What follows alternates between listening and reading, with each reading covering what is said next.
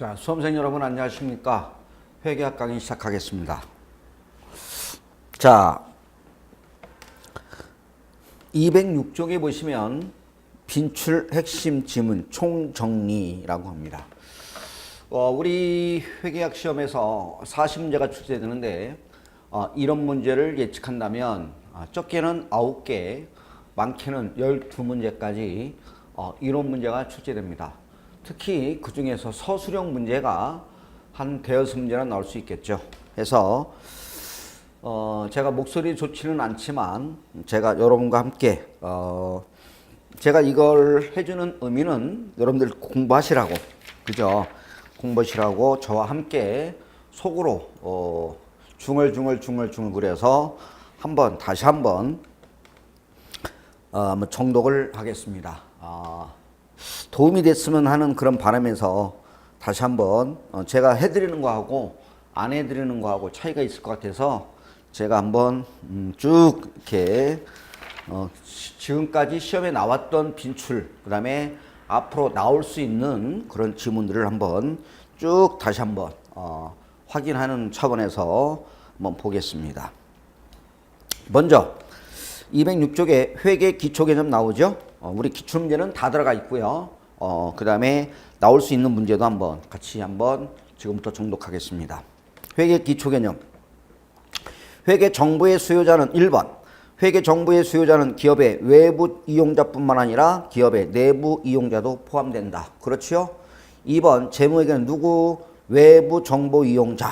그죠? 누구? 외부 정보 이용자가 의사결정하는데 유용한 정보를 제공합니다.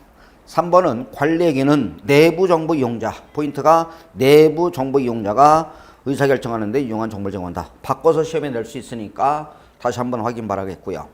네 번째, 회계는 경영자의 수탁 책임을 보고하는 기능을 수행한다. 밑밥 깔아주는 문장으로 나오겠죠. 5번에 제조원가 명세서 한국은 한국채택 국제은행에 규정하고 있는 전체 재무제표에 포함하지 않습니다. 그렇지요? 시산표, 제조원가 명세서 이러한 것들은 재무제표에 포함되지 않고요. 6번, 회계 정보는 거래를 인식하고 추정 처리하고 그런 보고의 단계를 거쳐서 산출됩니다. 7번, 주요부는 분계하여 기록하는 분계장과 분계한 내용을 전개하는 총계정 원장으로 구성된다. 그렇지요? 주요부는 분총, 분계장과 총계정 원장으로 구성되고 있겠고요. 나머지는 현금 출납자 이런 것들은 보조장부가 되겠죠. 8번, 분계란 복식부기를 원리를 이용하여 발생한 거래를 분계장에 기록하는 절차. 그렇지요. 9번, 분계장의 거래 기록을 총계정 원장에 옮겨 적는 것을 뭐라고 그래요? 전기, 포스팅. 분계를 계정에 옮겨주는 걸 전기라고 한다. 10번부터 시산표 들어갑니다. 시산표의 차변합계획과 대변합계가 일치하는 경우에도 계정 기록에 오류가 존재할 수 있나요? 그렇지요. 땡큐. 예스. 시산표는 총계정 원장의 차변과 대변의 합계 또는 잔액으로 집계한 것이다. 그죠? 12번. 발생된 거래를 분계하지 않은 경우 시산표 차변합계와 대변합계는 일치한다. 그렇지요? 분계를 누락했어요. 분계를 누락해도 차변합계와 대변합계는 일치하는 거 맞죠? 오케이. 시산표는 재무상태표와 포괄손익계산서를 작성하기 위한 필수적인 장부는 아니다. 그죠? 시산표는 필수적인 장부야. 그러면 오답으로 팔 수 있겠죠? 되겠고요. 시산표는 잔액을 가지고 작성할 수도 있나요? 잔액시산표. 그죠? 15번. 재무상태표 계정, 자산부채 자본과 포괄손익계산서 계정, 수익비용 잔액이 모두 표시된다. 그렇지요? 오케이. 이렇게 되겠고요. 이렇게 해서 기초기능, 기출문제를 살펴봤고요. 자, 자산의 개념을 제가 9가지를 수록했습니다. 우리 시험에 자산의 개념은 딱 한 번 출제됐죠. 우리 시험 14회 때 기출됐습니다. 자산이 갖는 미래 경제적 효익이란 직접 또는 간접으로 미래 현금의 기업의 유입에 기여하게 될 잠재력을 말한다. 그죠? 좋은 얘기야. 밑밥 깔아준 문제가 나올 거고요. 자산은 과거 사건의 결과로 기업이 뭐하고 있어야 돼요? 통제하고 있고 미래 경제적 효익이 기업에 유입될 것으로 기대되는 자원. 오케이, 굿. 3번에 보면 자산은 판매 가치가 반드시 있어야 하나요? 아니, 판매 가치가 반드시 있어야만 하는 것도 아니고 교환 가능성이 있어야만 하는 것도 아니다. 그죠? 4번 자산의 존재를 판단하기 위해서 물리적 형태가 필수인 것은 아닙니다. 5번 소유권이 자산의 존재를 판단하기 위해서 필수인 것은 아니다. 필수적인 것이다. 그러면 오답이 되겠죠. 6번 경제적 효익에 대한 통제력은 법률적 권리의 결과이지만 경우에 따라서는 법률적 통제가 없어도 자산의 정의를 충족시킬 수 있다. 그죠? 요거 조심하셔야 돼요. 법률적 통제가 있어야 자산의 정의를 충족할 수 있다. 이렇게 오답으로 파니까 확인해 보시면 되겠고요. 자산은 미래에 발생할 것으로 예상되는 거래나 사건 자체만으로는 창출되지 아니한다. 그죠? 8번 자산의 취득은 지출의 발생과 밀접한 관련이 있으나 취득 시 지출이 발생하지 않은 증여받은 재화는 자산의 정의를 충족할 수 있다 없다? 있다. 우리 시험에 오답을 판다면 없다라고 시험에 나올 수 있겠습니다. 9번은 밑밥 깔아준 문제로 나오겠죠. 자산은 미래 경제적 효익이 기업에 유입될 가능성이 높고 돈 들어올 것 같아. 그리고 금액을 신뢰성 있게 측정하실 때 재무상태표에 인식합니다. 자, 208쪽에 기타 금융자산. 그죠? 여기서 기타 금융자산은 주식이나 채권을 말해요. 채권을 샀다, 주식을 샀다. 여기서 이런 문제는 하나 나올 수 있으니까 반드시 15개 지문은 반드시 숙지하시기를 바랍니다. 1번 갑니다. 금융자산은 보유 목적에 따라 삼각후 금자 또는 기포손 금자, 당기손익 금자로 분류합니다. 그렇지요? 2번 투자 목적으로 취득한 지분 상품은 체크하세요. 모두 당기손익 공정가치 측정 금융자산으로 분류하는 것이 원칙입니다. 삼성전자 주식을 샀어. 다 당기손익으로 가래요. 어디로 가래요? 당기손익 금자로 가는 것이 원칙입니다. 3번 지분 상품 중 후속적인 공정가치 변동분을 기타 포괄손익으로 인식하기로 선택한 경우에는 기포손 금자 지분 상품으로 분류할 수 있다. 회사한테 물어보죠. 너 주식 왜 샀니? 단타 칠 거니? 아닌데. 그러면 기포손 금자로 분류할 수 있습니다. 그러나 이러한 선택은 최초 인식 시점에만 가능하며 이후에 취소할 수 있다 없다? 없다. 한번 선택하면 돌아올 수 없는 강을 건너간 거예요. 절대 당기손익 땅을 밟을 수가 없다고 했습니다. 그죠? 4번 당기손익 금자 자산은 최초 인식 시 뭘로 측정한다? 공정가치로 측정합니다. 그러나 이때 취득 시 발생하는 거래원가는 뭘로 인식한다? 당기비용. 당기손익 금자를 주식을 10,000원에 샀어요. 이때 수수료는 뭐예요? 최초 인식 공정가치에 가산한다? 아니, 당기 비용으로 인식합니다. 뭐라고요? 줄쳐요. 비용. 그죠? 당기손익 금자에 구입할 때 취득 시 발생하는 거래원가는 뭐라고요? 비용으로 처리합니다. 5번에 당기손익 금자는 뭘로 측정하죠? 공정가치로 평가하며 보고기간 만에 공정가치로 평가하며 평가에 따른 미실현 보유손익은 포괄손익계산서 당기손익으로 인식한다. 중요하죠? 자, 당기손익 금자를 샀어요. 올랐어요. 땡큐 수익. 심플하죠? 떨어졌어요. 비용. 올랐어요. 수익. 떨어졌어요. 비용. 당기손익으로 인식합니다. 6번 지분 상품에 대한 주식 배당을 받은 경우에는 수익으로 계상하지 않습니다. 여러분 주식 받은 투자자는 주식으로 배당 받았어. 땡큐 수익이 아니라 땡큐 수익으로 계상하지 않는다. 만약에 현금 배당을 받으면 배당금 수익으로 시켜요. 현금 배당 받으면 뭐라고요? 자산의 증가가 있으니까 땡큐 수익. 그러나 주식으로 배당 받았다. 자산의 증가가 없잖아요. 주가를 확인할 수 없기 때문에 주식으로 배당받은 투자자는 수익으로 계상하지 아니합니다. 7번 당기손익 금자의 경우 처분 금액보다 작으면 장부 금액이 처분 금액보다 작으면 처분이익이 발생합니다. 이때 당기손익 금자의 처분 손익을 뭐라고요? 처분 직전의 금액이 뭐예요? 장부. 처분 직전의 금액이 장부. 이렇게 되겠습니다. 계산 문제로 나올 수 있겠죠. 자, 8번 기포손 금자로 선택한 지분상품은 최초 인심의 공정가치로 평가합니다. 그러나 취득 시 발생한 거래원가는 최초 인식 공정가치에 뭐한다? 가산합니다. 즉 취득원가에 가산한다. 됐나요? 나올 수 있죠? 당기손익 금자는 거래원가는 비용, 기포손 금자의 거래원가는 최초 인시 공정가치에 가산한다. 즉 취득원가에 포함한다. 됐나요? 오케이. 9번. 기포손 금자를로 선택한 지분상품은 매 보고기간 말에 공정가치로 평가하여 평가에 따른 미실현 손익을 포괄손익계산서에 줄지세요. 기타 포괄손익으로 인식한다. 기포손 금자로 보유로 인해서 평가했어요. 그래서 올랐어요. 그러면 뭐예요? 자본. 그죠? 기포손 자본으로 보낸다고요. 자본 중에서 기타 포괄손익으로 보냅니다. 됐나요? 오케이. 따라서 기포손 금자의 평가손익은 당기순이익에 영향 미쳐요? 안 미쳐요? 안 미쳐요. 어디로 보내요? 자본, 기타 포괄손익으로 인식합니다. 10번. 채무상품은 계약상 현금흐름이 원금과 이자로 구성되어 있으며 원리금을 술취할 목적으로 채무상품을 취득하는 경우에는 상각 후 원가 금자로 분류합니다. 원금과 이자를 받을 거야. 그죠? 그러면 상각 후 금자로 분류한다. 되겠고요. 자, 209쪽에 11번 보면 상각 후 원가 측정 금융자산으로 분류되는 채무상품은 최초 인식 시 공정가치로 인식합니다. 그러나 취득 시 발생하는 거래원가는 최초 인시점에 뭐한다? 공정가치에 가산, 즉 취득원가에 가산합니다. 12번 상각 후 원가 측정 금융자산으로 분류되는 채무상품은 줄쳐요 상각 후 원가로 측정하여 채무상대표에 표시합니다. 이때 상각 후 원가 금자는 공정가치법을 적용하지 않는다.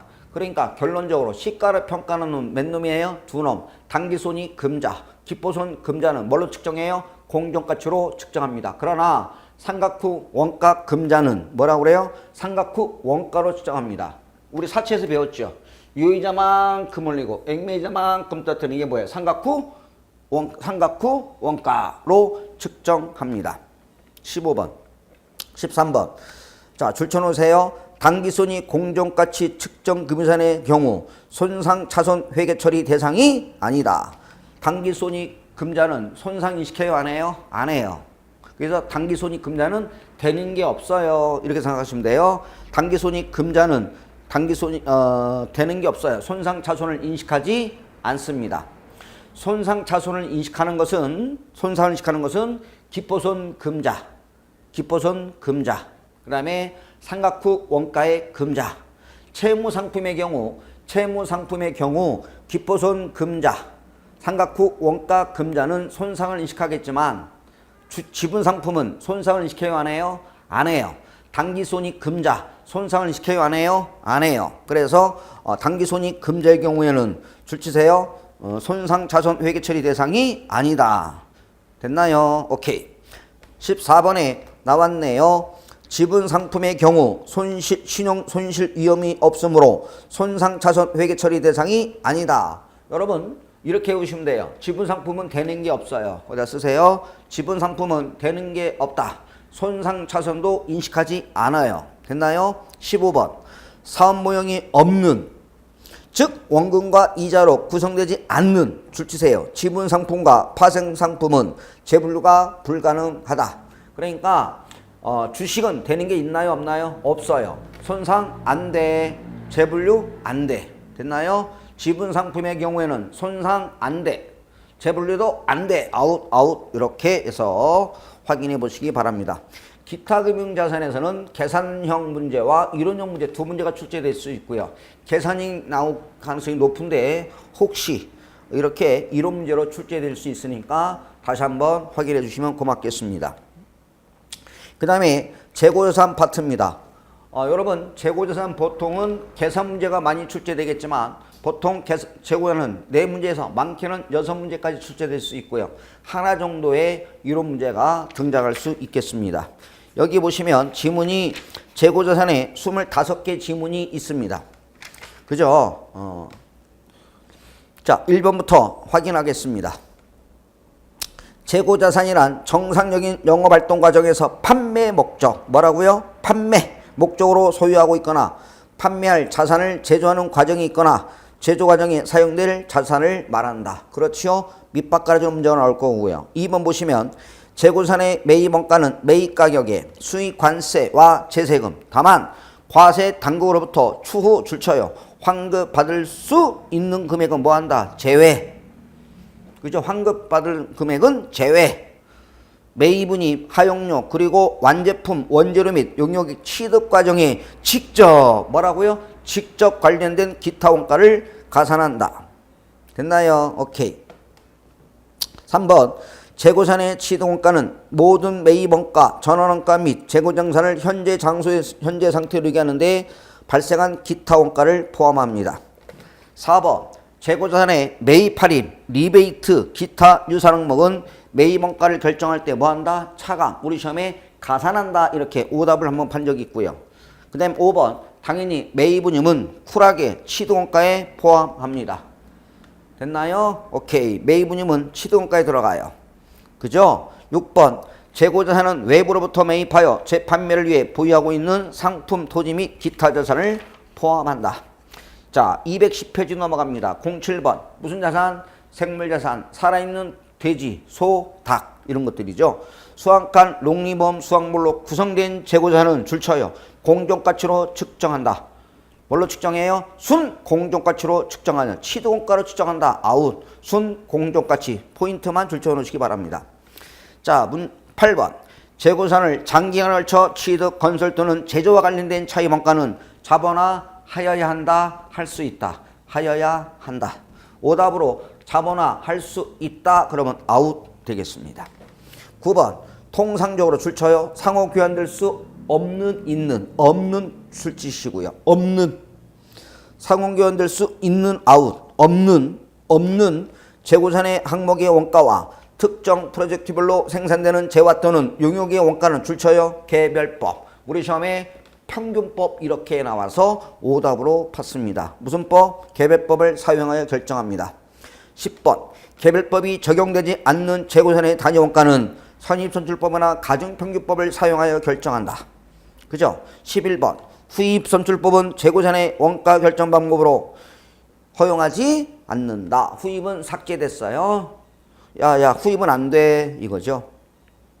12번 고정 제조관자 원가는 생산 설비의 정상 조업도에 기초하여 전환 원가에 배부하는데 실제 조업도가 정상 조업도와 유사한 경우에 실제 조업도로 사용할 수 있다.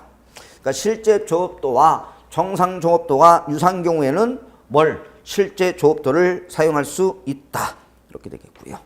13번 재료원가, 노무원가 및 기타 제조원가 중 줄쳐요 비정상적 뭐라고요? 비정상적으로 낭비된 부분은 재고자산 취득원가에 포함하지 않는다. 비정상적 어감 안 좋잖아요. 간접적 이런 건 아웃 되겠죠. 14번 재고자산을 순실원가는 가치로 감액한 평가 손실이나 모든 감모 손실은 감액이나 감모가 발생한 기간에 뭘로 인식한다? 비용으로 인식합니다. 그죠? 감모 손실, 평가 손실은 뭘로 인식해요? 비용. 정상적이든 비정상적이든 비용으로 처리합니다. 15번 재고자산의 시가가 취득원가보다 하락한 경우에는 무슨 법을 사용한다? 저가법. 취득원가와 시가 중 낮은 금액으로 평가하는 걸 뭐라고 그래요? 저가법을 사용하여 재고자산의 재무상태표 가액을 결정합니다. 재고자산은 무조건 뭘로 평가돼요? 저가로 평가합니다. 16번 체크 상품 및 제품, 제공품의 시가는 뭘로 한다? 순실원가는 가치. 그러나 원재료 시가는 출제세요 현행 대체 원가. 계산 문제로 출제될 수 있고 이론 문제로 출제될 수 있으니까 다시 얘기합니다. 상품, 제품, 제공품의 시가는 뭘로 한다? 순실원가는 가치. 원재료 시가는 뭘로 한다? 현행 대체 원가가 되겠죠. 17번 원재료의 현행 대체 원가는 순실원가는 가치에 대한 최선 이용 가능한 측정치가 될 수 있다. 그죠? 현행 대체 원가는 최선의 측정치가 뭐예요? 원재료의 현행 대체 원가는 순실원가는 가치에 대한 최선의 측정치가 될 수 있다. 원재료는 뭘로 하라는 얘기예요? 현행 대체 원가. 18번 재고산을 순실원가 가치로 감액하는 저가법은 줄쳐요 항목별로 적용합니다. 뭘로 하라고요? 항목별. 그러나 경우에 따라서는 서로 유사하거나 관련되어 있는 항목들을 통합하여 적용하는 것이 적절할 수 있다. 그러나 총액 기준은 적용할 수 있다 없다? 없다. 됐나요? 오케이. 211조 갑니다. 19번. 순실현 가능 가치는 추정 출처여 판매 가격에서 판매 시까지 정상적으로 발생하는 추정 판매 비용을 차감, 뭐라고요? 차감한 가액으로 한다. 우리 시험에 가산 이렇게 한번 나왔죠. 그 다음에 20번. 재고사는 취득원가와 순실현 가능 가치 중 높은 금액, 낮은 금액으로 측정합니다. 그게 저가법이잖아요. 그죠? 되겠고요. 21번. 잘 나옵니다. 표준원가법이나 소매제고법 등의 원가 측정 방법은 그러한 방법으로 평가한 결과가 실제 원가와 뭐한 경우에만, 유사한 경우에만 편의상 사용할 수 있다. 2번. 순실현 가능 가치의 상승으로 인해서 가격이 올랐어. 재고자산 평가 순실의 환입은 환입이 발생한 기간에 비용인식된 재고자산 금액인 어디에서? 매출원가에서 차감한다. 매출원가에서 깐다. 그죠? 오케이. 매출원가에서 땡큐 수익이 아니라 매출원가에서 차감한다. 됐나요? 23번. 재고산의 판매 시 관련된 수익을 인식하는 기간에 재고산의 장부맥을 뭘로 인식한다? 비용으로 인식한다. 밑밥 가로 좀 넣어놓을 거고요. 24번 우리 시험에 20회 때 출제됐죠. 완성될 제품이 원가 이상으로 판매될 것으로 예상되는 경우에는 그 생산에 투입하기 위해 보유하고 있는 원재료를 출주세요. 감액한다, 감액하지 아니한다. 감액하지 아니한다. 우리 시험에 20회 때 감액한다 그러면 아웃입니다. 맞죠? 제품이 원가 이상으로 판매될 것을 예상하고 있는 경우는 원재료를 감액한다 안 한다? 안 한다. 슬퍼할 필요 없다. 감액하지 않는다. 25번 소매제고법은 이익률이 유사하고 품종 변화가 심한 다품종 상품을 지급하는 유통업에서 실무적으로 다른 원가 측정법을 사용할 수 없는 경우에 흔히 사용된다. 오답으로 나올 수 있으니까 한번 확인해 보시면 고맙겠습니다. 이렇게 해서 재고자산이 끝났습니다. 됐나요? 오케이.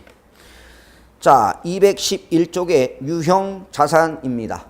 유형자산도 주로 계산 문제가 많이 출제되겠습니다만은 우리 최소한 4문제에서 6문제까지 나올 수 있는 파트가 되겠습니다. 유형자산에서 이런 문제는 반드시 한두 문제 예측할 수 있어야 되죠. 감가상각에 대한 또는 취득에 대한 또는 재평가 이렇게 종합적으로 물어보는 에서 손상 이렇게 해서 한 문제 정도는 반드시 출제된다라고 보시고요. 유형자산은 몇 번까지 수록이 되어 있느냐? 좀 많죠? 59번까지 있습니다. 59번까지는 그죠? 216조까지 59번까지는 반드시 여러분들이 한 10회독 이 지금 빈출 핵심 총정리는 한 10번 정도는 10회독 정도는 반드시 하고 여러분들은 시험장에 응시를 하시면 도움이 될 걸로 생각합니다. 자, 유형자산 들어갑니다. 반드시 이 내용은 뭐죠? 시험 보기 전날, 시험 보러 가기 전날 이것만 이론은 쭉 한번 아침 일찍 가셔가지고 30분 읽을 수 있잖아. 히히히 이렇게 해서 확인하고 들어가시면 한 문제라도 더 맞힐 것으로 사료됩니다. 자, 유형자산 들어가겠습니다. 1번 유형자산은 비화폐성 자산이며 비금융자산 줄쳐요. 유형은 화폐, 비화폐, 비화폐, 금융, 비금융, 비금융자산이며 유형자산의 원가는 줄쳐요. 현금 가격 상당액이다. 유형자산의 취득가는 현금으로 산다면 현금 구입가격 상당액이다. 2번 유형자산의 취득과 관련하여 불가피하게 취득한 국공채의 줄쳐요. 매입과의 과, 현재가치 차액. 뭐라고요? 차액. 매입가격을 취득가 산입한다. 안 됩니다. 현재가치를 취득가 산입한다? 안 됩니다. 매입과의 과, 현재가치 차액은 취득가에 산입하여야 합니다. 유형자산은 미래 경제효익이 기업에 유입될 가능성이 높고 취득원가를 신뢰성 있게 측정할 수 있을 때 인식합니다. 그렇지요? 돈 될 것 같아 이거죠. 자, 212쪽에 가보시면 이때 유형자산의 취득원가를 물어보죠. 토지의 취득원가, 건물의 취득원가, 그죠? 각각 취득원가를 물어볼 수 있는데 4번 측량비, 정비비 등은 토지 원가이고 기초공사를 위한 굴착 비용은 신축 건물의 원가이다. 됐나요? 오케이. 5번 체크. 적격 자산을 취득하거나 건설 또는 생산과 직접 관련된 차이 원가는 당해 자산 원가의 일부로 자본화하여야 한다. 자본화할 수 있다. 자본화하여야 한다. 됐나요? 차이 원가에 대한을 뭐라고 그래요? 이자 비용. 이자 비용을 자본화하여야 한다. 6번. 적격 자산의 취득, 건설 또는 생산과 직접 관련된 차이 원가를 자본화할 수 있는 자산은 줄쳐요. 재고, 제조, 설비 자산, 전력, 생산 설비, 무형 자산, 투자 부동산 5가지. 재고 자산, 제조 설비 자산, 전력, 생산 설비, 무형 자산, 투자 부동산이다. 7번 줄치세요. 금융 자산과 줄쳐요. 단기간 내에 제조되거나 금융 자산과 단기간 내에 제조되거나 이러한 재고 자산은 적격 자산에 해당하지 않는다. 8번. 유형자산의 취득원가는 구입원가 또는 제작원가와 자산을 사용할 수 있도록 준비하는 데 줄쳐요. 직접 관련되는 지출 등을 구성된다. 9번. 유형자산을 장기 후불 조건으로 구입하거나 대금 지급 기간이 일반적인 신용기간보다 긴 경우 취득원가는 줄쳐 취득 시점에 현금 구입 가격으로 합니다. 10번 갑니다.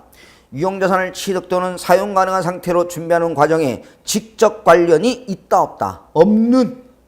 직접 관련이 있다면 취득원가로 가겠지만 직접 관련이 없는 일반 관리비나 경비 등은 유형자산 취득원가에 포함하지 않는다. 11번.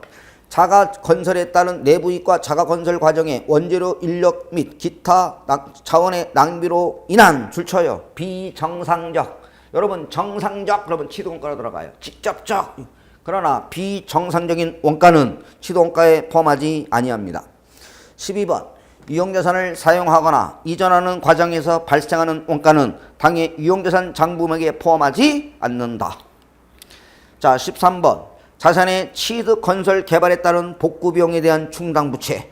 복구비용이 뭐라고요? 충당부채는 유형자산을 취득한 시점에 해당 유형자산의 취득원가에 포함합니다. 됐나요? 복구비용의 무슨 가치? 현재 가치. 복구비용의 현재 가치. 복구비용의 현재 가치. 다시 한번 복구비용의 현재 가치를 취득원가에 포함합니다. 14번.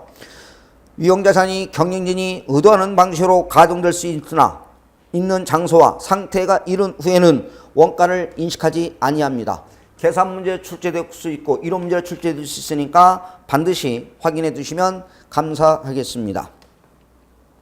됐나요? 오케이. 자, 15번. 건물을 신축하기 위해 줄쳐요. 사용. 뭐라고요? 사용. 사용 중인 기존 건물을 철거하는 경우 그 건물의 장부맥은 제거하여 처분 손실에 반영하고 기존 건물의 철거 비용은 뭘로 인식한다? 비용으로 처리합니다. 여러분 사용하다 철거했어요. 이때 철거 비용은 뭘로 간다? 비용. 용용 죽겠지. 뭐라고요? 용용 죽겠지. 이렇게 되겠습니다. 됐나요? 오케이. 아까 여러분 14번에서 다시 한번 볼까요? 유형자산이 경영이 의도하는 방식으로 가동될 수 있는 장소와 상태에 이른 후에는 더 이상 원가를 인식하지 않는다. 그 다음에 또 뭐 있나요? 재배치. 뭐라고요? 재배치, 재편성. 맞나요? 이런 것들. 그 다음에 이런 것들은 취득원가에 포함하지 아니한다는 거 확인해 보시면 되겠습니다. 맞나요? 이렇게 확인해 보시면 되겠고요. 또 뭐가 있습니까, 여러분?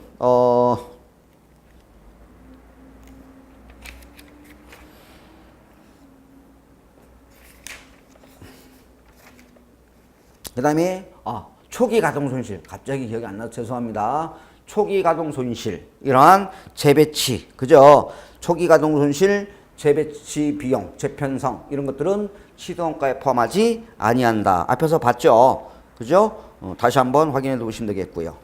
자, 213쪽에 16번 들어갑니다. 신축 목적으로 구건물이 있는 토지를 취득하여 기존 건물을 뭐하고? 철거하고 건물을 신축하는 경우에, 그죠? 애시당초 건물을 살 생각 있나요? 없나요? 없어요. 토지 위에 흉가 건물이 있어요. 바로 철거하고 신축 목적이다. 이때 부건물 철거 비용은 당연히 토지 원가에 가산합니다. 이때 기존 건물의 부산물을 판매하여 수취한 금액은 토지의 취득원가에서 뭐한다? 차감. 맞나요? 오케이. 이렇게 해서 16번 계산 문제 나올 수 있죠. 예? 기존 건물의 철거 비용은 토지 원가에 가산. 이때 이형 철근을 팔면 그죠? 땡큐 수익이 아니라 취득원가에서 차감한다. 17번 일괄 구입 가격은 각 자산의 상대적 줄쳐요. 공정가치 뭐예요? 공정가치에 의하여 각각 개별자산에 안분 배분되어야 한다.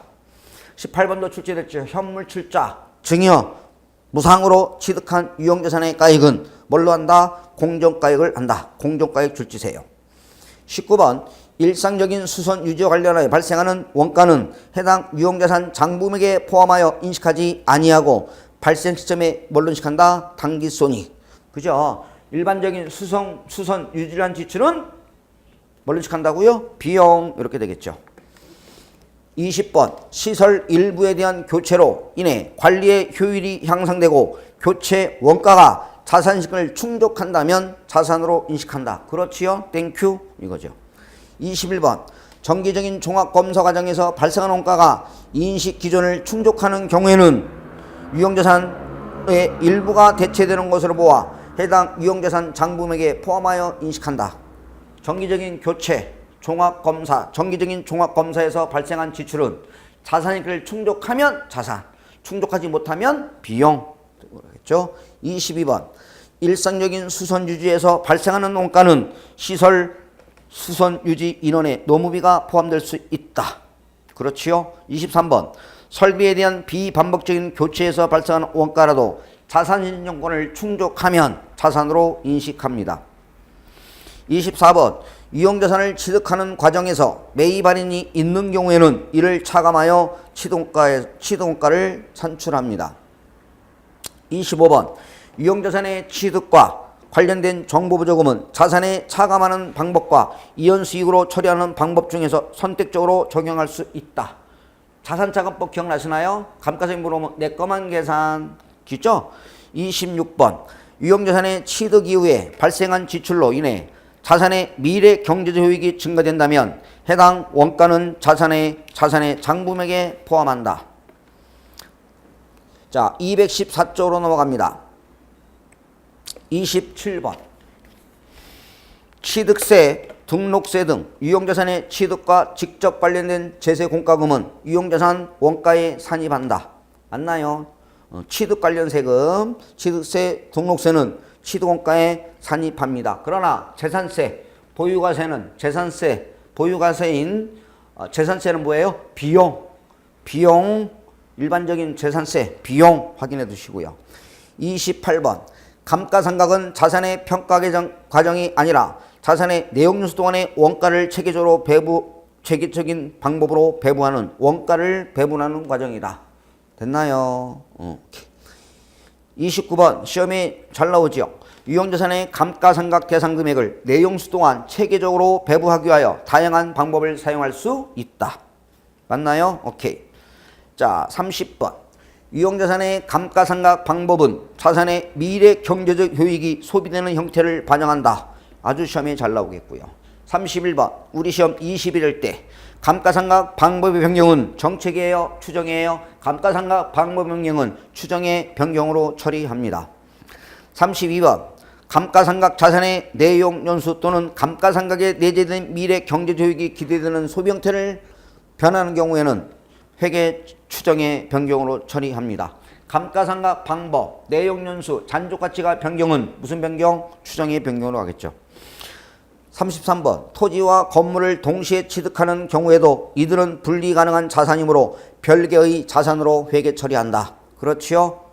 34번 채석장이나 매립지 등을 제외하고는 토지는 내용연수가 무한함으로 감가상각하지 아니한다. 맞나요? 오케이. 35번 유형자산의 잔존가치와 내용연수는 적어도 매 회계연도 말에 재검토하래요. 재검토한다. 재검토 결과 추정치가 종전 추정치와 다르다면 그 차이는 무슨 변경? 줄쳐요. 추정의 변경으로 처리합니다. 됐나요? 36번 유형자산의 감가상각은 언제부터? 사용 가능한 때부터. 언제? 사용 가능한 때부터 시작합니다. 37번. 감가상각은 자산이 매각 예정 자산으로 분류되는 날과 자산이 제거되는 날 중 이른 날에 중지한다. 그렇지요? 38번. 유형자산이 가동되지 않거나 유효 상태가 되더라도 감가상각이 완전히 이루기 전까지는 감가상각을 중단하지 않는다. 39번. 유형자산의 사용 정도에 따라 감가상각하는 경우에는 생산활동이 이루어지지 않을 때 감가상각을 인식하지 않을 수 있다. 됐나요? 오케이. 자, 여기까지 일단 하겠습니다. 어때요? 자꾸 읽으면 이렇게 재밌어 해야 돼요. 아셨죠? 재밌어야 돼요. 자, 여기까지 하고요. 제가 좀 잠시 쉬었다가 여러분들 다시 돌아오겠습니다. 자, 여러분 고생하셨습니다. 감사합니다.